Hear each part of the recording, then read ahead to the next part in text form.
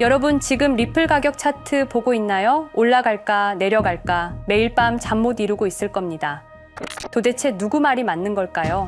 저도 여러분과 똑같은 리플 홀더입니다. 그런데 최근에 알게 된 사실 하나가 너무 충격적이어서 이 영상을 만들게 되었어요. 여러분이 알고 있는 리플 이야기가 거짓일 수도 있습니다. 만약 ETF 승인 여부가 정말 중요한 게 아니라면 어떨까요? 만약 그동안 우리가 기다리고 있는 모든 호재들이 진짜 게임의 시작에 불과하다면 혹시 이런 의문 들어보신 적 있으신가요? 왜 리플만큼 혁신적인 기술이 7년간 이렇게 고생해야 했을까? 국제 송금을 3초 만에 거의 제로에 가까운 수수료, 이런 기술이 왜 억눌려 있었을까? 그리고 왜 같은 시기에 비트코인은 ETF 승인까지 받으며 승승장구했을까? 이게 정말 우연일까요? 2020년 12월 22일 밤 9시 30분 그날 암호화폐 역사상 가장 이상한 일이 벌어졌습니다. SEC가 리플을 고소한다고 발표하자 리플은 30분 만에 60% 폭락했습니다. 그런데 같은 시간 비트코인은 사상 최고가를 기록했습니다. 이게 말이 되나요? 더 기가 막힌 건 SEC 발표 30분 전부터 이미 리플 대량 매도가 시작됐다는 사실입니다. 즉, 누군가 미리 알고 있었다는 뜻입니다. 그리고 그날 가장 빨리 리플 상장 폐지를 발표한 거래소가 코인베이스였습니다. 과연 우연일까요? 여러분, 혹시 코인베이스 창립자들이 누구와 연결되어 있는지 아시나요? 바로 여기서부터 모든 퍼즐이 맞춰지기 시작합니다. 2004년 어느 가을날 페이팔이라는 작은 결제 회사가 15억 달러에 매각됩니다. 그때 돈을 받은 6명의 젊은이들이 있었습니다. 일론 머스크, 피터 틸, 리드 호프만. 이들은 그 돈으로 실리콘밸리를 완전히 바꿔놓기 시작했습니다. 테슬라, 페이스북, 링크드인, 펠런티어. 지금 여러분이 매일 사용하는 거의 모든 서비스들 뒤에 이들이 있습니다. 그런데 2017년 이들에게 예상치 못한 위협이 나타났습니다. 바로 리플이었습니다. 왜 위협이었을까요? 리플이 성공하면 그들이 20년간 구축한 결제 제국 전체가 무너질 수 있었습니다. 그래서 이들은 리플을 제거하기로 결정했습니다. 언론 공격부터 시작해서 커뮤니티 분열, 거래소 압박, 그리고 마지막에 SEC 소송까지. 모든 게 너무 체계적이고 조직적이었습니다. 반면 비트코인은 어떻게 됐을까요? 이들은 비트코인을 자신들의 편으로 만들었습니다. 투자하고 지원하고 키워나갔습니다. 결과적으로 비트코인은 디지털 골드가 되었고 이들이 만든 ETF 상품이 되었습니다. 하지만 리플은 7년간 지옥 같은 시간을 보내야 했습니다. 그런데 지금 상황이 바뀌고 있습니다. 리플이 SEC 소송에서 완전히 승리했습니다. 더 이상 그들이 리플을 억누를 핑계가 사라진 거죠. 그래서 다시 주목받기 시작한 것입니다. 하지만 과연 이들이 쉽게 포기할까요? 오늘 여러분께 그 전체 이야기를 들려드리겠습니다. 누가 리플을 이렇게 만들었는지, 그리고 지금 우리에게 어떤 기회가 왔는지 말입니다. 여러분, 리플이 과연 어디까지 오를 수 있을지 궁금하시죠? 오늘 제가 정말 충격적인 이야기를 해보겠습니다. 2020년 12월 22일 밤, 그날을 기억하십니까? XRP가 단 하루 만에 63% 폭락했습니다. 어떤 이들은 수천만 원의 자산이 증발했고 어떤 이들은 하루아침에 수억을 잃었습니다. 처음엔 시장이 미친 거라고 생각했습니다. 변동성이라고, 조정이라고 그렇게 믿었습니다. 하지만 이 사건을 5년간 추적한 결과 이건 어떤 이들의 치밀한 계획이었습니다. 리플 가격은 4년간 철저하게 짓눌려 있었습니다. 그리고 더 충격적인 건 2025년 8월 그 암살자가 다시 나타났다는 겁니다. 이번엔 더 큰 칼을 들고 더 강한 권력을 쥐고 더 야심찬 계획을 가지고 지금부터 제가 5년간 추적한 절대 공개되면 안 될 이야기를 시작하겠습니다. 먼저 타임라인부터 보시죠. 천천히 따라오십시오. 2020년 12월 22일 오후 9시 30분 SEC 의장 제이 클레이튼이 XRP 기소를 전격 발표합니다. 그의 임기 종료까지 남은 시간 단 12시간. 12월 23일 오전 9시 클레이튼 SEC 의장직에서 사임합니다. 여기까지는 그럴 수 있다고 칩시다. 임기 끝나고 퇴임하는 거 이상할 건 없죠. 그런데 12월 24일 크리스마스 이브 아침입니다. 퇴임한 지 단 하루 만에 클레이튼이 새 직장으로 옮겨갑니다. 월리버 에셋 매니지먼트 자문으로. 잠깐만요. 이 회사가 뭘 하는 곳인지 아십니까? 비트코인과 이더리움에 8천억 원을 투자한 회사, 그러니까 리플과 직접적인 경쟁을 하는 회사에 베팅을 한 겁니다. 다시 한번 정리하겠습니다. XRP를 기소하고 다음날 사임하고 그 다음날 리플의 경쟁사에 투자하는 회사로 갔습니다. 이게 정상입니까? 윤리적으로 문제는 없습니까? 법적으로 괜찮은 겁니까? 하지만 진짜 소름 끼치는 건 이제부터입니다. 블록체인은 모든 걸 기록합니다. 그리고 그 기록을 추적해 보니 기소 발표 18시간 전인 12월 22일 새벽 3시 누군가 움직이기 시작했습니다. 대량의 XRP가 조심스럽게 하지만 확실하게 매도되기 시작합니다. 뉴스가 나오기 전, 세상이 알기 전, 폭락이 시작되기 전 누군가는 이미 알고 있었습니다. 이 시점에서 저는 의문을 품었습니다. 대체 왜 하필 리플이었을까? 이 사건을 이해하려면 XRP가 단순한 암호화폐가 아니라는 걸 알아야 합니다. 지금 여러분이 해외로 송금한다고 가정해보죠. 한국에서 미국으로 1,000만 원을 보낸다면 스위프트라는 시스템을 거칩니다. 전 세계 200개국 11,000개 금융기관이 연결된 거대한 네트워크. 벨기에 브뤼셀에 본부가 있지만 실질적으로는 미국이 완전히 통제하고 있습니다. 얼마나 무서운 권력이냐면요. 2012년 이란 핵 제재 때 이란 은행들을 스위프트에서 퇴출시켰습니다. 그 결과 이란의 경제는 즉시 붕괴되었습니다. 2022년 러시아의 우크라이나 침공 후 러시아 주요 은행들을 스위프트에서 퇴출시켰습니다. 이후 러시아의 루블화는 30% 이상 급락했습니다. 스위프트에서 쫓겨나면 그 나라는 국제거래에서 완전히 고립됩니다. 이게 핵무기보다 강력한 이유입니다. 실제로 폭탄을 떨어뜨릴 필요가 없으니까요. 버튼 하나로 한 나라 경제를 무너뜨릴 수 있으니까요. 스위프트는 돈의 흐름을 틀어쥔 지배의 손길입니다. 그런데 2017년 XRP가 등장했습니다. 비교해 보시죠. 송금 시간부터 압도적인 차이가 납니다. 스위프트는 국경 간 송금에 3에서 5일이라는 시간이 걸립니다. 반면에 XRP는 단 몇 초면 송금이 완료되죠. 수수료 또한 엄청난 차이가 납니다. 스위프트는 3에서 5%까지 수십만 원의 수수료가 발생하지만 XRP는 단 몇 원, 거의 공짜나 마찬가지로 송금을 처리합니다. 스위프트는 여러 국가의 중개은행이 필요하지만 XRP는 그런 것조차 불필요하죠. 그리고 2017년부터 2019년까지 일본 SBI 그룹이 뱅크 오브 아메리카가 산탄데르 은행이 하나둘씩 리플과의 파트너십을 검토하기 시작했습니다. 총 200개 이상의 금융기관, 연간 200조 원 규모의 국제 송금 시장에서 XRP가 스위프트를 완전히 대체할 수 있다는 게 증명되는 순간, 바로 그때 누군가에게는 절체절명의 위기가 된 겁니다. XRP는 단순한 암호화폐가 아니었습니다. XRP는 미국이 전 세계를 통제하는 금융 무기에 대한 직접적인 도전이었습니다. 그래서 저는 추적하기 시작했습니다. 누가 XRP를 제거하려 했나? 처음엔 당연히 정부를 의심했습니다. SEC니까요. 미국 정부 기관이니까요. 그 다음엔 월스트리트를 의심했습니다. 은행들이 위협을 느꼈을 거라고 생각했죠. 그런데 조사를 하면 할수록 이상했습니다. 모든 흔적이 전혀 예상치 못한 곳을 가리키고 있었습니다. 실리콘밸리, 뉴욕이 아니라 샌프란시스코, 월스트리트가 아니라 테크 기업들, 혁신과 자유의 상징이라던 바로 그곳 말입니다. 2002년 10월 3일로 돌아가 보겠습니다. 페이팔이 이베이에 15억 달러에 매각됩니다. 그날 50명의 직원이 퇴사합니다. 보통 회사라면 뿔뿔이 흩어지겠죠. 각자 길을 가고 연락도 끊기고, 그런데 이들은 달랐습니다. 그들은 네트워크를 만들었습니다.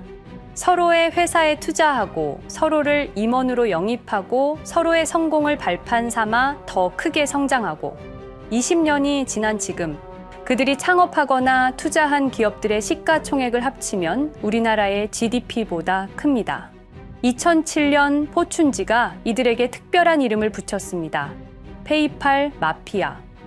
당시엔 실리콘밸리 성공 신화로 보도됐죠. 아름다운 동료의 혁신가들의 연대, 그런 이야기들. 하지만 2025년 지금 우리는 다르게 보게 됩니다. 핵심 인물들을 하나씩 보시죠. 피터 틸, 1998년 페이팔 공동 창업, 2002년 억만장자 등극, 2003년 그는 새로운 게임을 시작합니다. 팔란티어, 9.11 테러 직후였습니다. 미국은 공포에 떨고 있었죠. 피터 틸이 말했습니다. 우리의 사기 탐지 기술을 국가안보에 사용할 수 있습니다.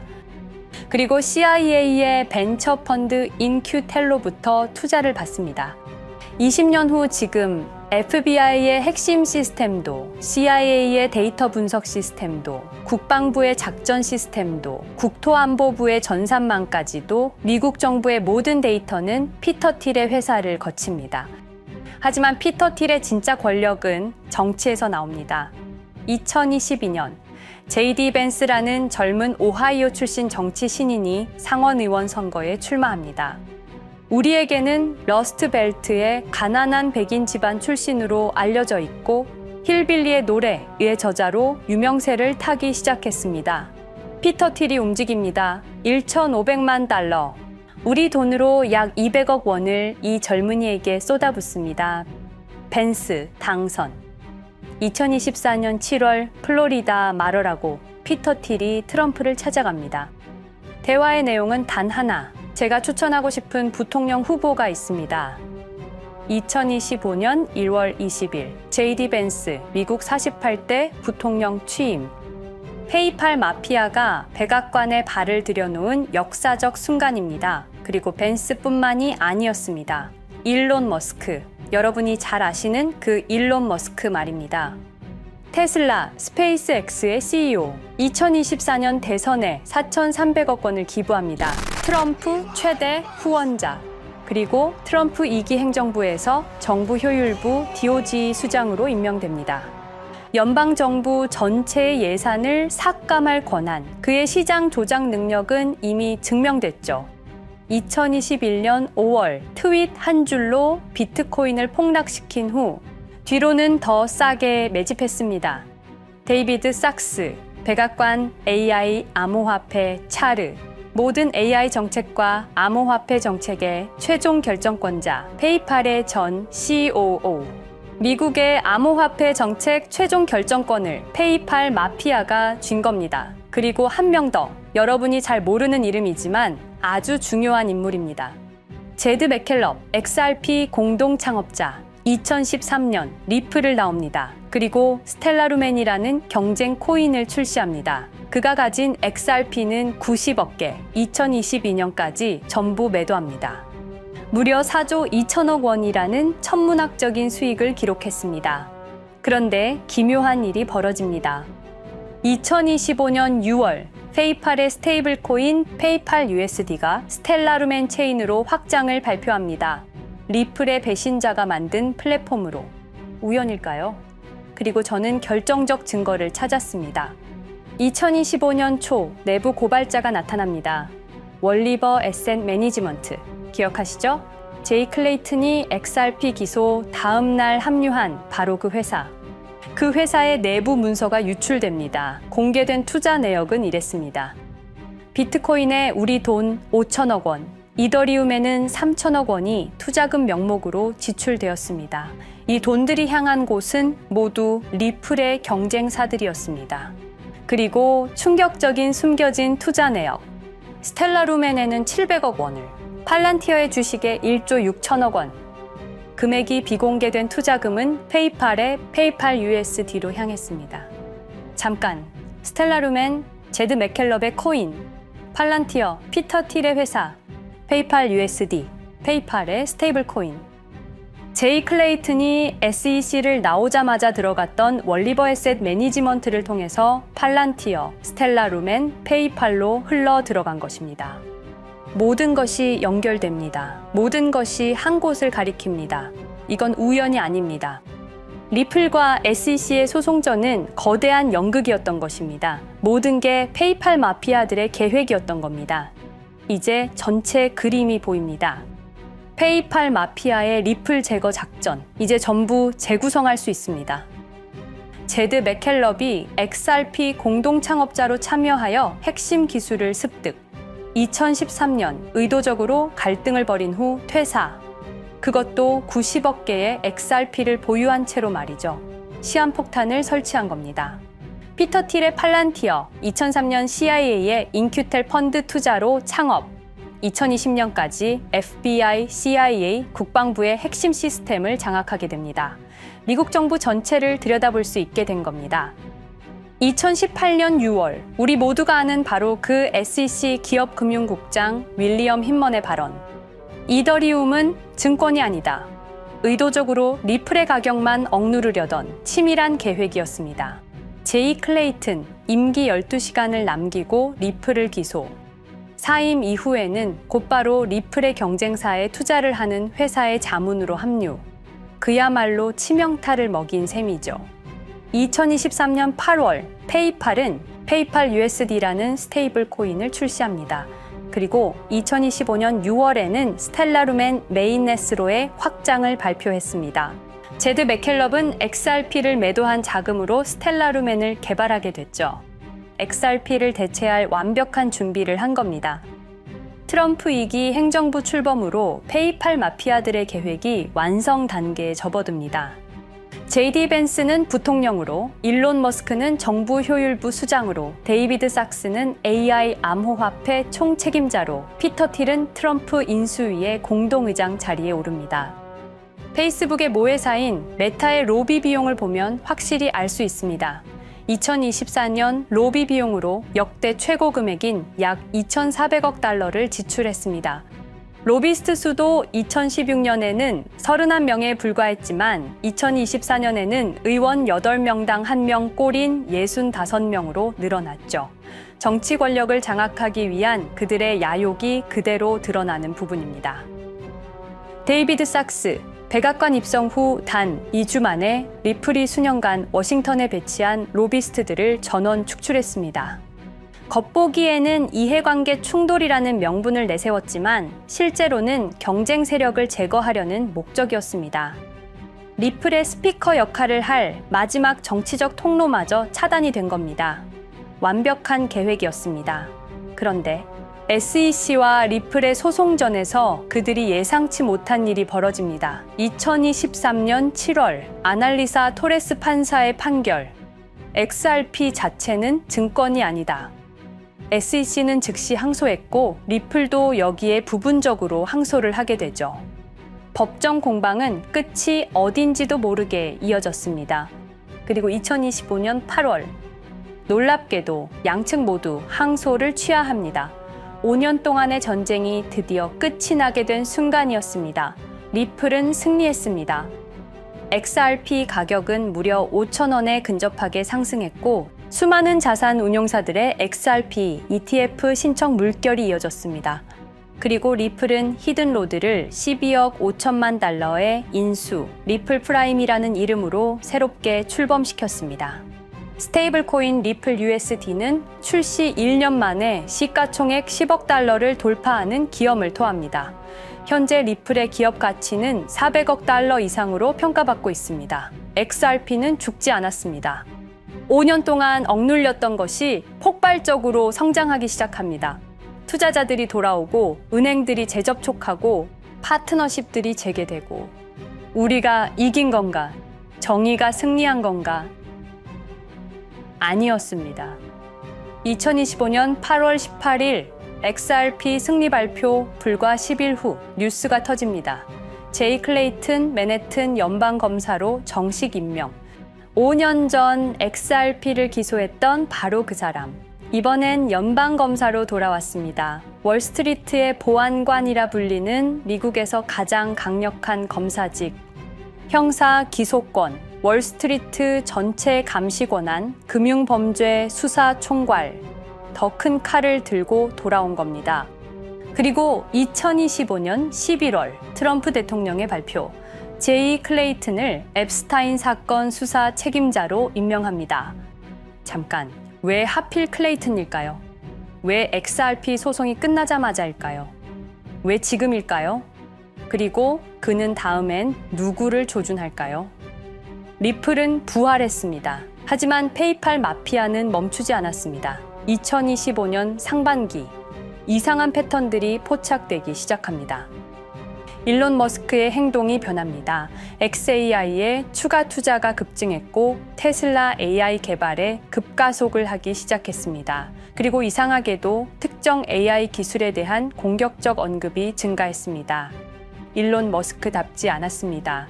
그리고 2025년 3월 한 AI 코인의 공식 계정이 일론 머스크의 X라는 플랫폼에서 갑자기 사라집니다. 노출 제한을 당했고 광고 계정들도 정지가 됐습니다. 특정 코인에 관련한 영상들이 전부 삭제되었습니다. 왜일까요? 이 코인에는 특징이 있습니다. 진짜 AGI 구현 가능한 탈중앙화, AI 네트워크로 평가받고 있는데 초당 수십억 단위의 연산 처리가 가능한 정도입니다. 수백만 개의 노드가 연결된 분산 뉴럴 네트워크, 이건 테슬라도 구현하지 못했습니다. 메타도 구현하지 못했습니다. 중앙화 시스템인 오픈AI가 꿈도 꿀 수 없는 것입니다. 이 코인만이 유일하게 성공했습니다. 그런데 시가총액은 테슬라의 500분의 1 수준에 머물고 있습니다. 질문 드리겠습니다. 이렇게 혁신적인 기술인데 왜 플랫폼에서 차단을 당하고 검색조차 되지 않으며 알고리즘에서 철저하게 배제당하고 가격은 또 왜 이렇게 낮은 걸까요? 답은 하나입니다. 그들이 지금 사고 있기 때문입니다. XRP 때와 똑같은 패턴입니다. 역사는 반복되고 있습니다. 그리고 지금도 머스크와 페이팔 마피아의 자금이 이 코인으로 조용히 흘러 들어가고 있습니다. 가격이 낮은 건 무가치해서가 아닙니다. 리플이 그랬던 것처럼 그들이 움직이고 있기 때문입니다. 저는 이 AI 코인의 정체를 여기 유튜브에서 공개하려 했습니다. 하지만 치명적인 문제가 있습니다. 유튜브, 2005년 페이팔에서 나온 3명의 남자가 만들었습니다. 체드 헐리, 스티브 첸, 자베드 카림. 여러분이 지금 보고 계시는 이 유튜브라는 플랫폼조차도 모두 페이팔 마피아 출신의 감시망 안에 있습니다. 그리고 X는 일론 머스크가 소유하고 있습니다. 페이스북은 피터 틸의 첫 외부 투자로 시작했습니다. 그들은 플랫폼을 소유하고 있습니다. 백악관도, SEC도, FBI, CIA 계약도, 주요 SNS 플랫폼도 모두 그들 손안에 있습니다. 이전에 제가 이 코인을 공개한 영상이 있었습니다. 그러나 그 영상은 바로 삭제됐고 채널도 정지됐습니다. 가이드라인 위반은 전혀 없었습니다. 그냥 사라졌습니다. 불편한 진실이 다뤄질 때마다 이런 일이 반복됐습니다.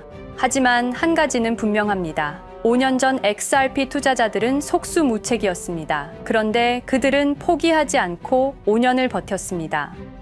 XRP는 부활했고 포기하지 않는 사람들은 큰 수익을 얻었습니다. 그들은 우리가 잊었다고 생각합니다.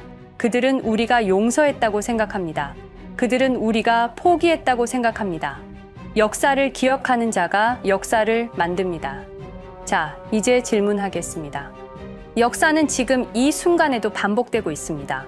똑같은 패턴으로, 똑같은 방법으로 또다시 당할 수만은 없습니다. 그들에게 리플이 당했던 것과 똑같은 패턴으로 가격이 짓눌리고 있는 이 코인은 리플이 그랬던 것처럼 결국 모든 걸 이겨내고 상승할 수밖에 없을 것입니다. 그들의 계획을 미리 예측해서 우리가 조금이라도 더 빨리 움직인다면 우리는 도지코인, 시바이누를 초기에 매수했던 사람들처럼 상상할 수도 없는 수익을 올릴 수 있을지도 모릅니다. 저는 오늘 이 코인을 여러분께 공개하겠습니다. 단 유튜브의 스크립트, 작성 기능 때문에 직접적으로 언급할 수는 없습니다. 영상 설명란과 고정 댓글에 있는 링크를 통해 간단한 양식을 작성해 주시는 모든 분들께 이 코인을 알려드리도록 하겠습니다. 선택은 여러분의 몫입니다. 아무것도 하지 않으면 아무 일도 일어나지 않습니다. 행동하십시오. 그러면 여러분의 인생은 바뀌게 될 겁니다. 긴 영상 시청해 주셔서 감사드리고 궁금하신 점은 댓글을 통해 말씀 주시면 제가 성심성의껏 답변해 드리도록 하겠습니다. 감사합니다.